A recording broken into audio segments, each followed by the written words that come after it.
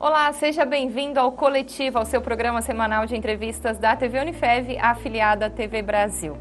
Hoje eu estou aqui com a psicóloga Daniela Ribeiro dos Santos e com a coordenadora do Serviço de Acolhimento Institucional aqui de Votuporanga, Gislaine de Almeida Pellegrini Assone, que atuam na Secretaria de Assistência Social ligada à Prefeitura.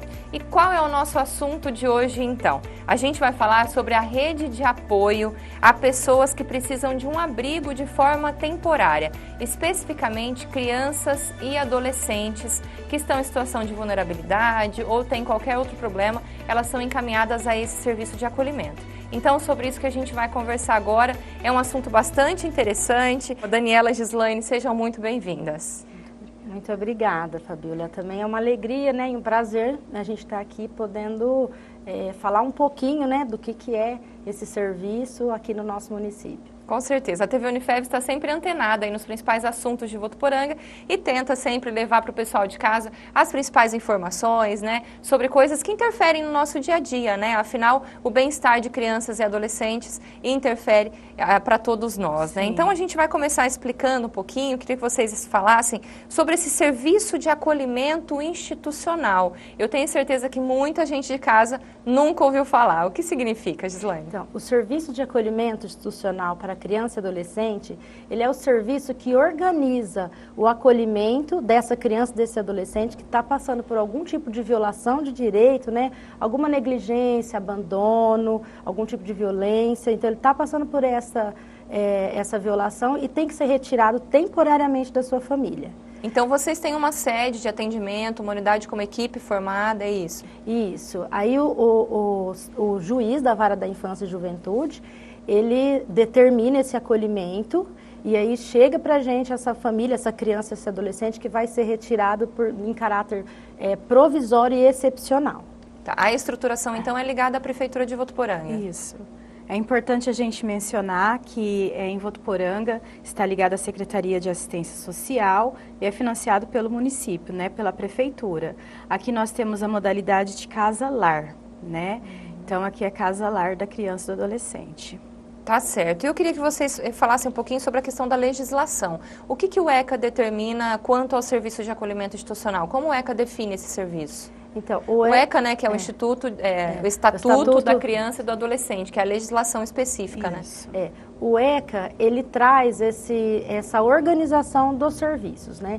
Então, ele pode ser ofertado a nível, né, nacional, então ele tem esse parâmetro, né, estabelecido pelo ECA, nas modalidades, né? Tem serviço de acolhimento em família acolhedora, serviço institucional, né, que a gente pode falar um pouquinho mais, e nas modalidades de abrigo institucional e modalidade de casa-lar, que é o nosso caso aqui, que a gente trabalha na modalidade de casa-lar. Legal, já vamos explicar melhor como funciona isso, mas eu queria tirar uma dúvida como leiga, né? A gente ouve essa questão de acolhimento institucional e logo pensa no antigo orfanato, né? Que a gente vê muito, é um sistema mais antigo, eu acredito, que a gente vê muito em filmes ainda. O orfanato e o sistema de acolhimento são diferentes? O orfanato ainda existe? Contextualiza um pouco pra gente. Não, o orfanato, esse termo não existe mais, né?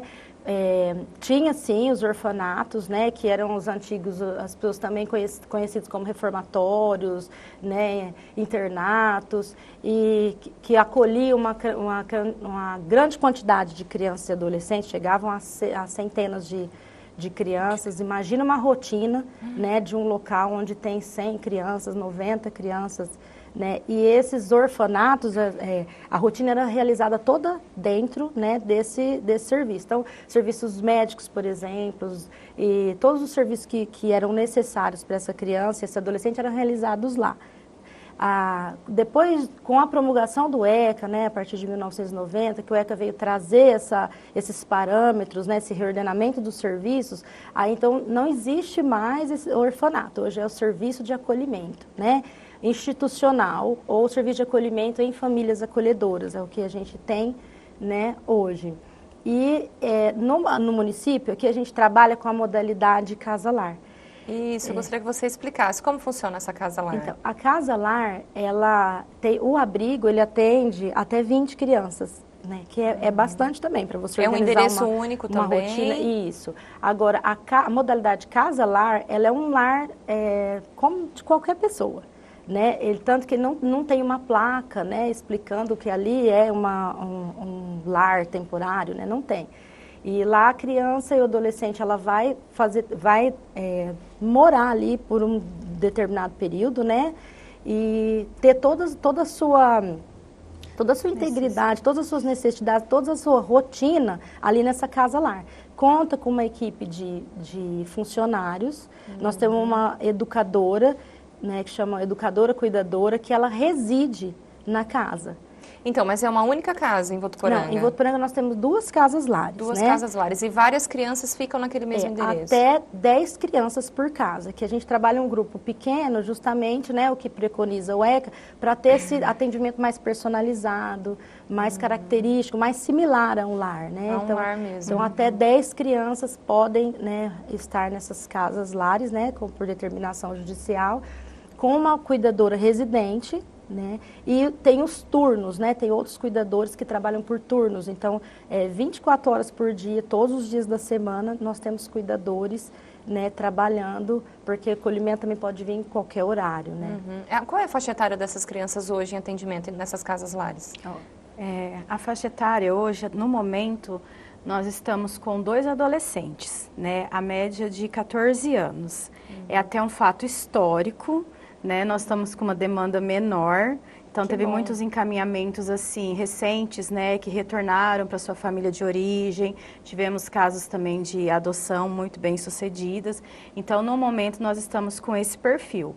Mas nós até fizemos um levantamento dos últimos 5 anos, né? E a predominância era a idade de 0 a 3 anos, é bem a primeiríssima infância mesmo, e do sexo feminino, a maioria meninas. Vocês estavam falando da casa-lar, mas tem família acolhedora também, tem um outro sistema aqui em Votuporanga. Como é que funciona isso?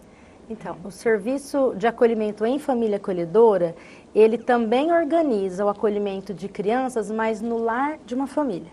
Porque, assim, vários estudos apontam, né, que de modo a promover essa questão da convivência familiar comunitária, né, então vários estudos apontam que é melhor, né, a criança para o seu desenvolvimento biopsicossocial, para a sua integridade e para o bom desenvolvimento saudável, é melhor que ela esteja no seio familiar, né?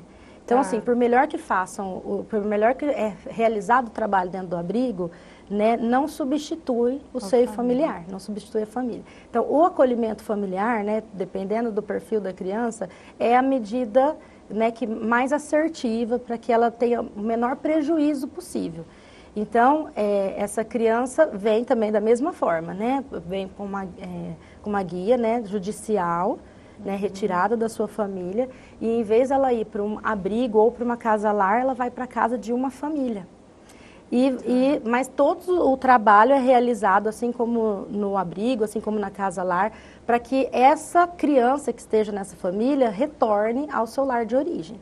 Então, a família ela vai cuidar, ela vai zelar, ela vai proteger, né, um tempo indeterminado, mas que seja o mais rápido possível, né, para que ela retorne para essa família. E a equipe do serviço vai fazer essa ponte, né, vai fazer esse trabalho de reinserção dessa criança. Eu queria que vocês explicassem melhor como funciona esse processo, né? Existe um problema numa determinada família no meu bairro, por exemplo, eu faço uma denúncia, a polícia já encaminha para vocês. Como é que funciona tudo isso? Qual que é o processo de encaminhamento até chegar a vocês e depois a triagem dessa criança?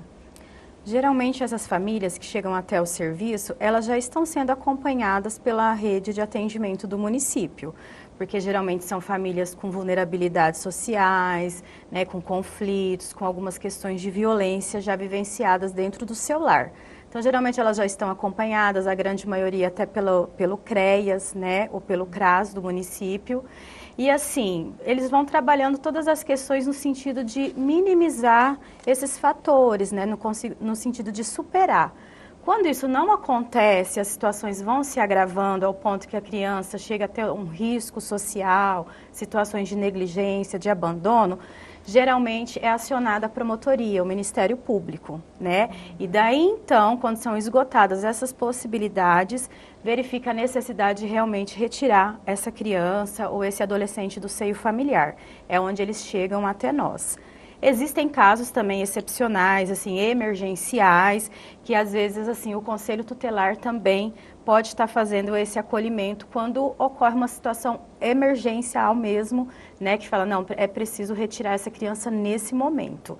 E aí também, posteriormente, a rede de atendimento é acionado para que a gente faça todo o trabalho em conjunto, né, no sentido sempre objetivando, assim, ajudar essa família para que essa criança, esse adolescente possa retornar para a família de origem. Isso é importante a gente explicar. Então, são dois trabalhos, né, dois focos de atendimento, Isso. na criança e na família. Então, na família vocês também fazem um acompanhamento para que essa criança retorne. Isso, o acompanhamento familiar, ele é fundamental, né? O nosso trabalho é no sentido de apoiar, orientar, né? Ajudar a família na superação dessas vulnerabilidades, para que possa receber a criança.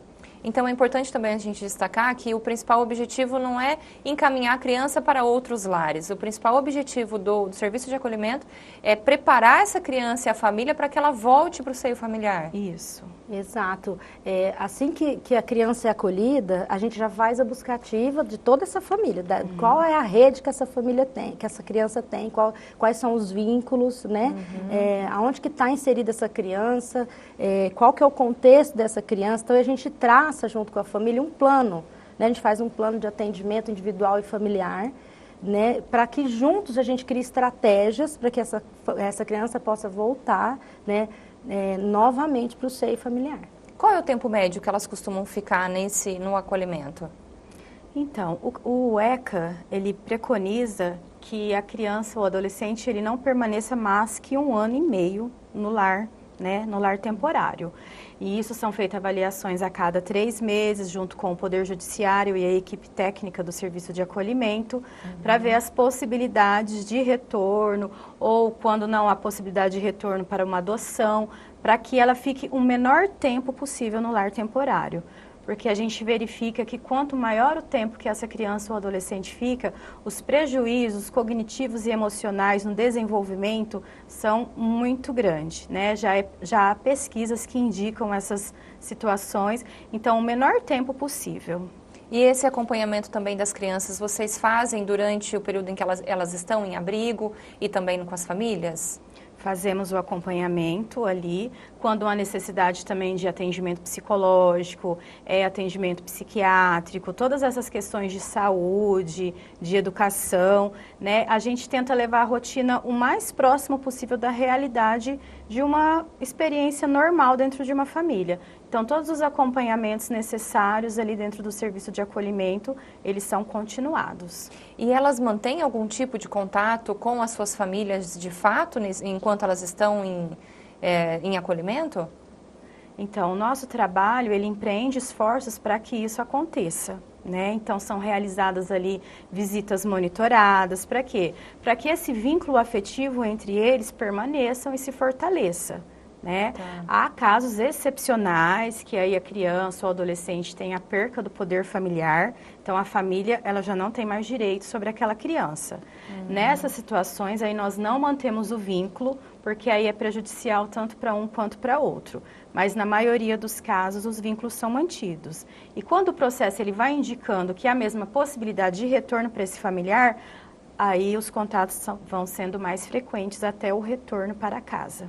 É importante também a gente explicar, a criança ela não fica em isolamento, né? Não. Quer dizer, ela mantém toda a rotina, vida escolar normal, amizades, como é que funciona isso? É importantíssimo, porque a gente percebe que é algo assim que as pessoas têm muita resistência, inclusive, quando a gente vai levar as crianças para os espaços, né, públicos, para os espaços que ela, né, frequentava, enfim, para os vínculos, né, que tem assim, nossa, mas agora ela está num abrigo, ela está numa casa lá, então, nossa, mas está aqui, a criança vai ter uma vida normal. Ela vai para a escola, ela vai continuar com... A gente tenta deixar na mesma escola, inclusive, a menos que tenha... Né, uma situações de impedimento, de risco que corra naquele local, né, por conta enfim, do rito processual, Mas aí a criança vai para a escola, a criança mantém a rede de amizade, a criança vai para passeios, ela pode receber inclusive os amigos, ela vai para as festinhas, ela tem uma vida normal. Inclusive foram no FLIV, então todo, né, passeio que tem, movimento que tem, a gente, né, procura fazer com que eles participem, para que o pertencimento social, né, permaneça o máximo possível. Até a família se reestruturar para poder abrigar essa criança novamente. Eu imagino que tenham casos em que são irmãos que são retirados das suas famílias, né? No caso de irmãos, como é feito esse direcionamento? Depois, eles se separam ou eles ficam juntos? Não, mesmo no município a gente tendo 2 casas lares, os irmãos sempre permanecem juntos, né? Porque é importantíssimo ali a gente manter o vínculo afetivo entre eles, então não há separação em caso dos irmãos. Nós temos, pode complementar. O fortalecimento do vínculo é o nosso objetivo, né? Então, quanto mais a gente conseguir fortalecer esse vínculo, né, melhor, mais rápido, né, vai ser esse processo. E menos doloroso. E menos doloroso. Que não seja traumático, né? Isso. Que a gente escuta histórias antigas, né, de orfanatos, que a família se separa e depois tem que se encontrar, né? Então, realmente, para não ser traumático, né? Bom, a gente vai dar uma pausa nesse bate-papo, mas voltamos daqui a pouquinho. Vamos continuar falando sobre o serviço de acolhimento institucional aqui de Votuporanga para crianças e adolescentes. Não saia daí.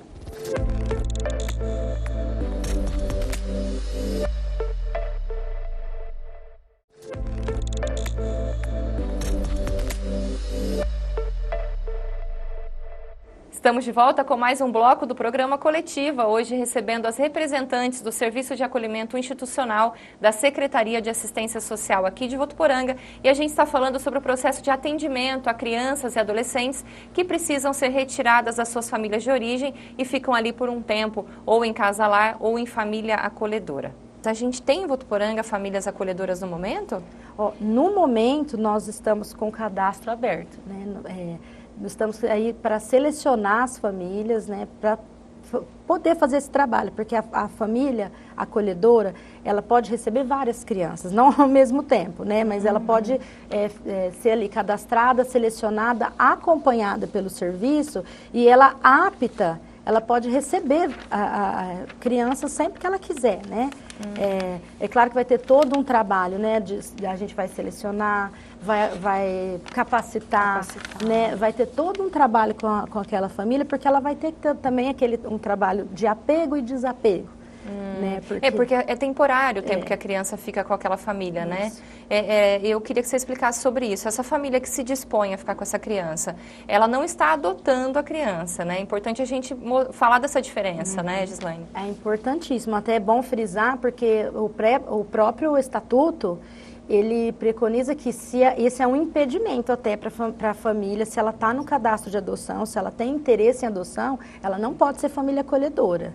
Ela tem que ser uma família, né, voluntária, em querer acolher, proteger, né, ajudar nesse momento de fortalecimento do vínculo, né, para ser uma peça fundamental de um elo para o retorno. Não, né, para uma adoção, não interesse em adoção. Então, se ela tiver esse interesse em adoção, ela já é um critério para que ela para a exclusão dessa família, né, no cadastro. Mas vamos supor que no processo ela desenvolva essa vontade de adotar aquela criança. E aí, como é que faz nesse caso? Já atendemos família, assim, já atendi. E aí, durante o processo, juntos a gente, né, entendeu que o momento delas era ir para o cadastro, não era acolher criança, porque depois a questão do desapego dela ia ser tão forte, né, que ia gerar prejuízo para a família de origem e para a própria criança. Então, aí a gente encaminha, né, para a vara da infância e juventude para ela fazer todo esse processo, né, de entrada, para adotar uma criança, né. Conta melhor sobre esse processo de oferecimento da família, né? Da família se abrir a isso, a apoiar o serviço. O município oferece algum tipo de incentivo a essa família? Como é esse acompanhamento diário? A família ela é voluntária, né? Mas ela recebe, sim, um subsídio do município, de modo a custear, né, as despesas daquela criança, daquele adolescente no momento. o trabalho é realizado da mesma forma que a gente realiza no abrigo com os cuidadores, a gente também realiza com a família. Mais ainda porque vai ser um vínculo, né, que a gente percebe, né, no Brasil, em muitos casos de sucesso de família acolhedora, que acolhem, né, várias vezes, eles permanecem com o vínculo. Então, a família permanece com aquele vínculo, depois até conhece a família de origem, tem um vínculo com aquela criança, com aquele adolescente por toda a vida, por muito tempo. Acontece casos que viram padrinhos, madrinhas, né? Porque o vínculo, ele é constituído ali naturalmente, né? Mas a família acolhedora, ela tem que ter esse entendimento de que realmente ela não está ali para adotar aquela criança, que ela vai cuidar nesse período de necessidade, né? Mas os vínculos, geralmente, eles são mantidos. Para o pessoal de casa que está interessado, né, no caso da pessoa decidir ser família acolhedora, quando ela recebe uma criança, ela tem determinado tempo que aquela criança vai ficar com ela ou isso acontece no processo? É o período do rito processual. Ela vai ficar... Assim que pode ser pouco tempo, pode ser muito então não tem como saber logo no começo. Não tem como saber. A literatura e os serviços de acolhimento no Brasil, né, eles já apontaram que a criança, o adolescente encaminhado para essa família acolhedora, né, tem que ser uma criança ou adolescente que tenha uma perspectiva maior de retorno para a família, né? Então, mas não necessariamente tem que ser assim. Pode ser uma criança que vai demorar, né? A gente não sabe como que vai, né, o decorrer do rito processual. Né? Vai depender do empenho da família, vai depender, né, de todos os esforços empreendidos da equipe, da criança, do adolescente, da família, da rede, né? Porque toda uma sociedade para acolher e cuidar e proteger dessa criança. Daniela, você como psicóloga, já acompanhou famílias que passaram por esse processo? O que elas contam, assim? Foi interessante para elas? Foi agregador? O que você tem a dizer sobre isso? As famílias acolhedoras é que nós tivemos poucas experiências, né? Mas a gente tem os parâmetros das experiências, né, aí pelo Brasil todo. Até fomos numa capacitação que tinha bastante família acolhedora. A gente tem perfil desde mulher sozinha, né, casal com filhos, né? E a experiência é muito positiva, tanto para aquela criança, a família também tem um aprendizado muito grande, né? Junto nesse convívio, nessa situação de poder cuidar, de poder acolher, de poder contribuir para um desenvolvimento mais positivo, né? Mais bem elaborado no sentido emocional, psíquico e até fisiológico dessa criança. Quais são os critérios que têm que ser observados por essa família que tem interesse em ser acolhedora? Qual é o perfil que essa família tem que ter, que é avaliado por vocês? Olha, primeiro a disponibilidade em acolher, em proteger, em cuidar. Né? A gente fala que é o princípio básico, essa disponibilidade. Outra, todos os membros da família têm que estar em comum acordo. Não adianta, né, o casal tem vontade, por exemplo, os filhos falam, não é. Tem que estar todo mundo em comum acordo para cuidar, né, para proteger essa criança. Então, é um dos critérios.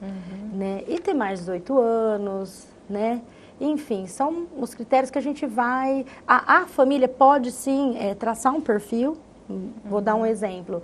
É uma família que tem meninos. Olha, eu gostaria de acolher meninos, porque eu posso pôr no mesmo ambiente, posso pôr no mesmo quarto, eu não tenho quartos a mais, então eu gostaria de acolher meninos. Então, assim, é traçado toda uma estratégia, né, para encaminhar essa criança, esse adolescente para essa família. Essa família que teve o adolescente retirado do lar, ela sabe para onde o filho foi nesse período? A família de origem? Isso.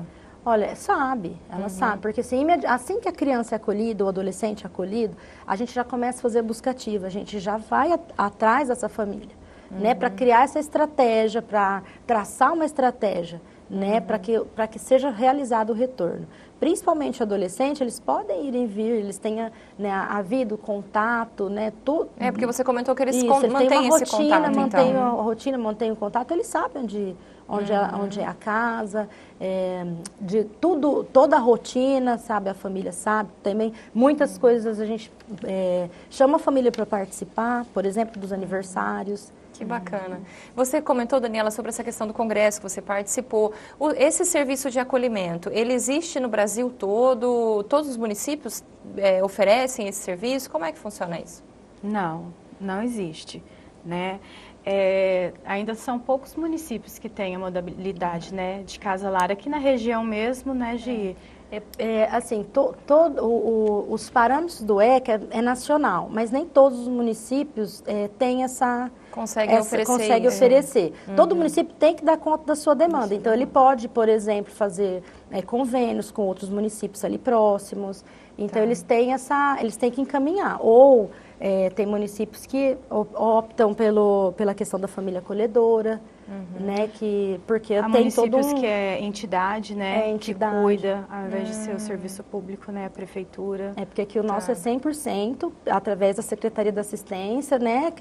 Pela prefeitura. Né? Okay. Tem recursos, né? Nós temos recurso federal, estadual, né? E municipal. E durante a pandemia, como é que esse serviço ficou? Continuou? Quais foram os impactos provocados? Acho que geral, assim como em todas as famílias, né? Nós tivemos também o mesmo impacto. Continuaram os serviços, continuaram os acolhimentos, os desligamentos, né? Da mesma forma, só que com as medidas de segurança, né?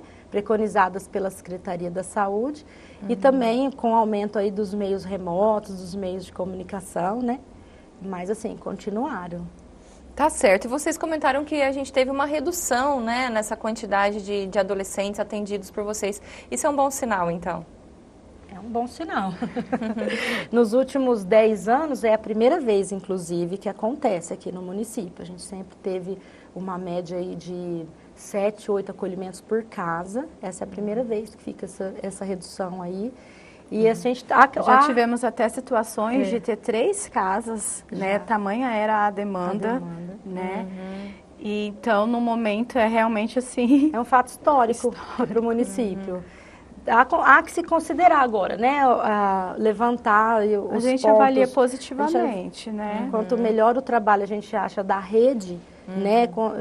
Eu costumo falar porque a gente, na proteção social especial, a gente tem de básica, média e alta complexidade. Então, a gente fala que a alta complexidade é um local que tem que ter o mínimo mesmo possível, né? Não é o ideal que tenha muita criança, porque por melhor que a gente faça, gera um impacto, né? Que a Dani já comentou, né? Dos impactos aí físicos, emocionais, né? Que vão perpetuar a vida dessa criança e adolescente que teve essa ruptura. Então, é positivo. Vamos considerar positivo. Que bom. Quais ocorrências são as mais motivadoras de ter que tirar essa criança da sua família de origem? O que vocês percebem, assim, que leva a justiça a falar, realmente essa criança não pode mais ficar nesse lar? A maior incidência, né, nos últimos anos aí que nós atendemos, a gente verificou que são as situações de negligência e o uso abusivo de álcool e drogas.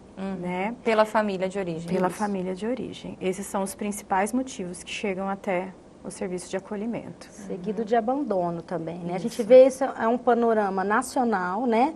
A gente tem dados do Conselho Nacional de Justiça e também, ele também aqui do município, ele vem nessa mesma, porque pode alterar, né? Tem municípios que tem a questão mais de violência sexual, de violência física, né? Mas, assim, os principais, esses que a Dani comentou, e abandono, né, Dani?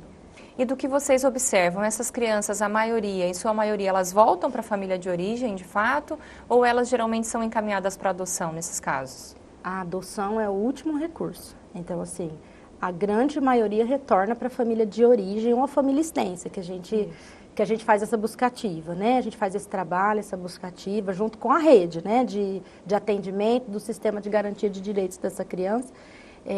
A grande maioria retorna para a família de origem, ou extensa, em último caso, adoção, né? Quando a gente fala em família extensa, né? A gente quer dizer assim, às vezes é um tio, uma tia, um avô, né? Para que ela permaneça ali naquele... no seio familiar, né? Às vezes o pai e a mãe não têm condições de cuidar naquele período, então ela vai para a família extensa para a gente evitar, assim, a adoção.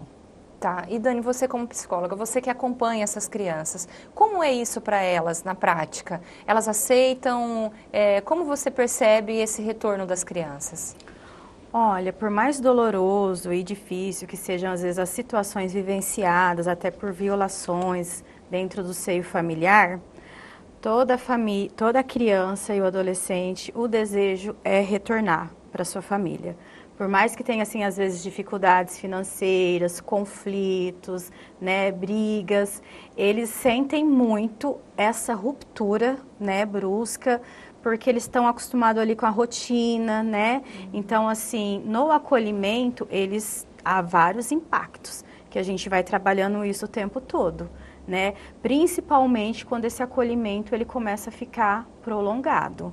Então, o sofrimento psíquico deles, assim, é visível, né, Gê? Precisa, assim, às vezes de um acompanhamento mais continuado, com um psicólogo mesmo, para poder auxiliar. Né? A nossa intenção é que gerem os menores impactos possíveis, mas não há como acontecer esse impedimento, porque eles sofrem. Vocês continuam acompanhando essas crianças, esses adolescentes, depois que eles retornam para a família de origem? Sim, a gente acompanha durante um período, aproximadamente uns 6 meses, ou até um pouquinho mais, né? Porque eles criam um vínculo muito forte com o serviço e a gente continua acompanhando, juntamente com a rede. Então, a gente já faz esse encaminhamento para a rede e eles também já imediatamente começam o acompanhamento também. Então, assim que é desligado, já passa para um outro serviço, mas a gente acompanha mais um período. Legal, então. Bom, o recado de hoje fica para você aí de casa que se interessou em ser família acolhedora, né, Gislaine? Eu acho que a gente pode destacar isso para o pessoal de casa, embora Votuporanga esteja com baixa procura, né? Mas o que é um sinal positivo, né? Quer dizer que as famílias estão bem com seus filhos. Mas para o pessoal de casa que ficou interessado, então, deixa um recadinho mais claro sobre isso. O que fazer se eu desejar ser uma família acolhedora? Pode nos procurar no serviço, ali na sede, que fica na rua Tocantins, 3702, ou pelo telefone 3423-3673. E aí a gente vai fazer um bate-papo. Ela pode só se interessar, pode nos procurar, nós estamos lá para esclarecer as dúvidas, como funciona todo o processo. Pode ser que ela entenda que naquele momento não é realmente isso, ou pode ser que ela queira se cadastrar, fazer todo o acompanhamento. No momento do acolhimento, a gente está aberto, nesse momento eu estou com algumas questões, né, pessoais, então nesse momento eu não quero, né, então assim, é voluntário, né. E é bem aberto, bem tranquilo o processo, né. É porque a família ela é voluntária, embora receba o subsídio do município, é uma família voluntária, ela tem que estar, disposta a acolher, disposta a cuidar, disposta a proteger. A gente costuma falar que é uma missão. É uma missão, com certeza. E tem um outro lado também para as pessoas que também estão nos assistindo, no caso de eu querer denunciar algum caso de criança, de família que não está cuidando bem dos seus filhos e tal. Nesse caso, eu ainda permaneço com a ligação para a polícia, vocês não fazem esse atendimento direto, é importante a gente deixar isso claro, né? Não, nós não fazemos, conselho tutelar, né, importantíssimo, delegacia, o Disque 100, tem pessoas que ligam lá querendo fazer denúncia e falam, mas eu tenho medo de denunciar, mas assim, você não precisa se identificar, né, para fazer isso, é importantíssimo, porque assim, os casos vêm através de denúncias, todos os casos vêm através de denúncias, então assim, a população, ela tem que ser parceira, né, para ajudar essa criança, esse adolescente, essa família, né, e quando é realizada essa denúncia, não necessariamente, né, já vai lá e vai retirar a criança, não, os órgãos, né, o sistema de garantia, eles vão verificar, ainda vão encaminhar, né, para outros serviços, o serviço de acolhimento é o local final, vamos colocar assim, é a última instância. Isso. Tá, entendi. Perfeito, então. Fica dado o recado. Conversamos aqui hoje com a psicóloga Daniela Ribeiro dos Santos e a coordenadora do Serviço de Acolhimento Institucional de Votuporanga, Gislaine Pellegrini, que são ligadas à Secretaria de Assistência Social. A gente deixou aqui todos os contatos para vocês na tela. Vamos repetir o contato do Conselho Tutelar, que é muito importante, toda essa rede de apoio, né, para essas crianças e adolescentes e também do Serviço de Acolhimento para as famílias que desejarem aí receber essas crianças em suas casas. Meninas, muito obrigada pelas informações, pela presença de vocês aqui hoje, acho que foi muito importante. Nós que agradecemos, né, de esclarecer um pouquinho do que é o serviço, né, que muitas vezes as pessoas não conhecem, mas é um serviço que já está no município, né, instituído pela legislação desde 2006, né, e aí em 2009 uma segunda, né, unidade, né, segunda unidade de casa-lar. Então, assim, já faz um tempo, né, que a prefeitura, através da Secretaria de Assistência, vem ofertando esse serviço. Né? E nós estamos lá, né, à disposição para esclarecer dúvidas, contamos com o apoio da população para denúncias, né? Sim. E a gente agradece também, uma alegria estar aqui, né, e poder esclarecer. Tá certo, muito obrigada, viu, Daniela? Muito obrigada, Gislaine, mais uma vez. A vocês aí de casa, então, um grande abraço. O nosso Coletiva de hoje termina por aqui. Se você desejar também assistir aos nossos programas anteriores, acesse o nosso YouTube. Tem várias outras entrevistas por lá, de vários outros assuntos. Fica o nosso convite, então. Muito obrigada pela sua companhia e voltamos na próxima semana. Até lá!